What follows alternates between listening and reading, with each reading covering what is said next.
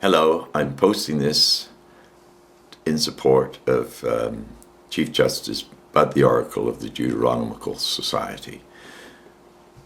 Now, Bud the Oracle is a man who has a tremendous genetic past. He's a survivor both of Dresden and Stalingrad.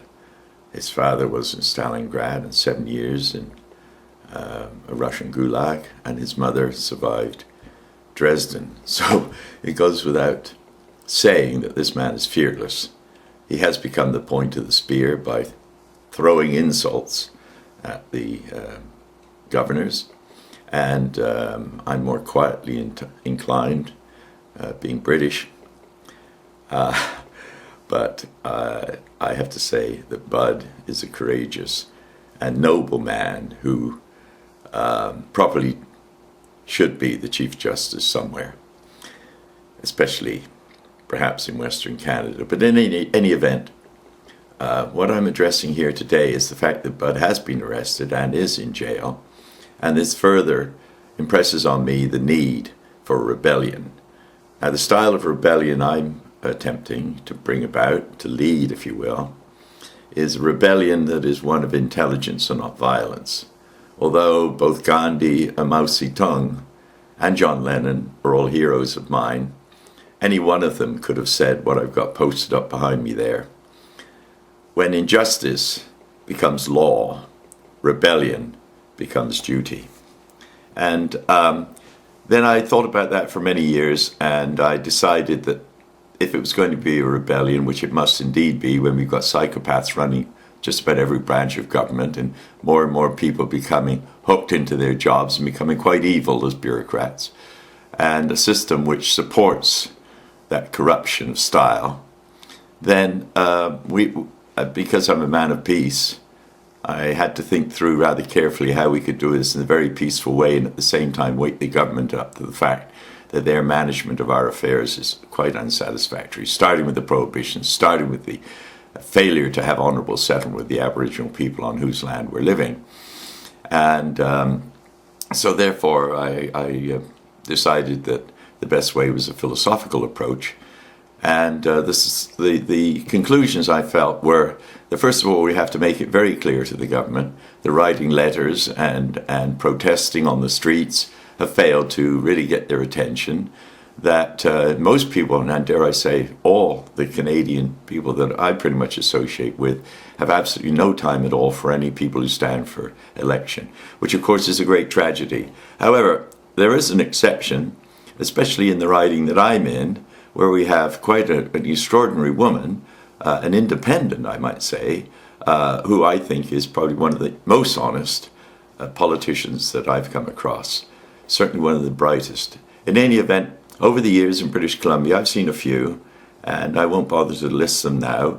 But in terms of activists, I think that both Mark Boyer and in his own strange and wild way, and Bud the Oracle in his strange and wild way, have maintained the kind of pressure that we require to, as a marijuana community, to bring to the government. Altogether, there's been too much division. Altogether, there's been a lack of unity. Altogether, too many people have got into this for money. This is a blessed herb, and blessed herb is not something that should be commercialized in any way, shape, or form. I think even the bikers agree. I think people don't want cops and robbers around things that expand the mind.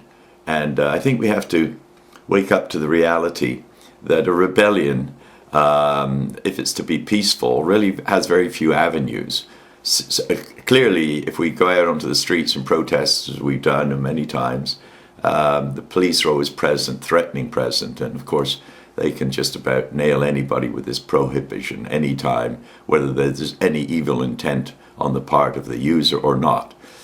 Also, since the government has seen fit to try and keep its grab on power, they've introduced this alternative of saying, yeah, well, I'm a sick man, and therefore I need my drugs, and therefore I can get it. Well, I'm sorry. I don't think that's marijuana is not a drug. Marijuana is in the nature of medicine. And medicine is something that involves simply more than a chemical reaction. It's something that demands self-restraint, proper self-medication, and I've gone from being a fairly chronic user to using one joint a week now, and that still amazes me that that's enough to keep me happy. And I think functioning in my most intelligent way, which is more than important to me, and even more important to me, I suppose, is the presence of Creator in my life. Now, I know I jump around a bit, and sometimes I leave my thoughts unfinished. And I suppose the purpose of that is so that people listening and following my line of thinking will kind of trundle along after I've stopped talking and will, complete the sentence for themselves, as it were. Anyway, back to practical steps. First of all, the government's expecting you to file your tax return like a bunch of little good sheep, and I'm suggesting to you become brave, and although they'll bribe you with money they've already taken from you by saying, well, if you fill this in, you're going to get $400 back, and $400, I gotta say, is a lot of money for some people, and I suppose that it's quite a sacrifice, but I think it's a sacrifice we need to make to wake the government up. So please don't fill in your tax returns this year. I think freedom of speech allows me to say that to you, and I hope you take it seriously. The other step is that if you have not registered to vote, then become a registered voter. Now, it's not because I'm a politician, because the last thing I want you to do is to vote for me or to vote for politicians generally. And there was a film made some years ago about the None of the Above. Now, I didn't see the film, and I think I was out encouraging the None of the Above option for a very long time before they made the film. And I think that's one of the ways that, sounds a bit paranoid, the institutions of control reduce serious and thoughtful ideas to comedies. And in this way, of course, everyone say, well, I saw that in a movie, and no, the solution we're looking for is different. It's not just replacing one set of fraudulent, bought up and sold candidates for another. The purpose is to have a none of the above option on the ballot, and I'm still pursuing that as a petition. And if you didn't like any of the parties or candidates, but I would especially ask you to look at any independents who are running, because if they're not party affiliated and therefore they're open to the people's input, then I think they would probably go along with the idea that we have a man and a woman from each constituency. Now, they would meet in men and women's circles. Again, all these things would need at least 60% of the population in official polls to establish this pattern. But I think if we considered it, and I've considered it at great length, and I've done experiments with it, even with simple things like drumming circles, I think we find that a better expression of understanding arises when men do, in fact, sit around in a circle or pass the feather in a circle and ask for the best ideas, and then address those not in a competitive way, or men do more, I'm afraid, but in a cooperative way. Competition only can take you so far, and then you begin to slip into dirty tricks and blue meanness. And of course, that's what the big money has done, having got the big money, and it's been doing it for years, since money was almost invented. Now, money, as Alan Watts pointed out to me and stuck in my mind, is symbolic wealth. Real wealth is health, happiness, home, friends, and a real sound mind and a real sound body.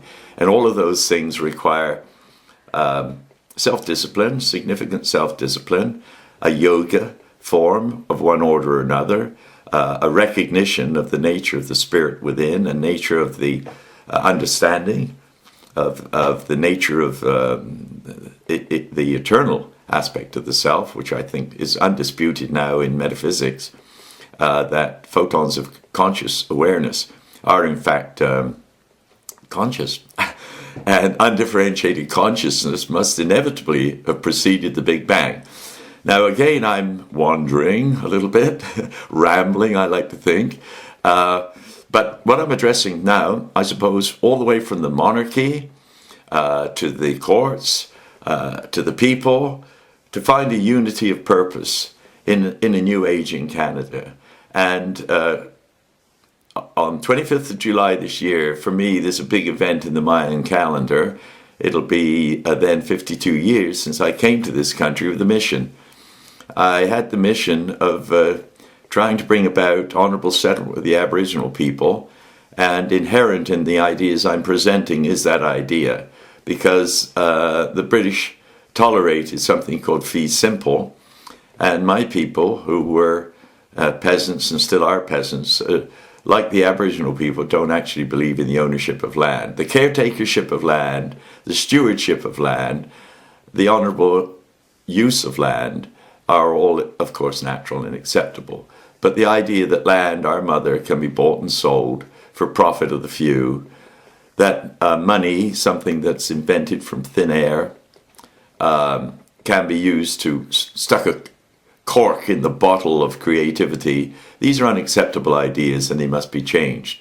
In the United States, I do hope and pray that they don't go to violence to settle the affairs which have been long outstanding. You cannot rob people of their homes indefinitely and expect that the local sheriff is going to support the state or the federal government.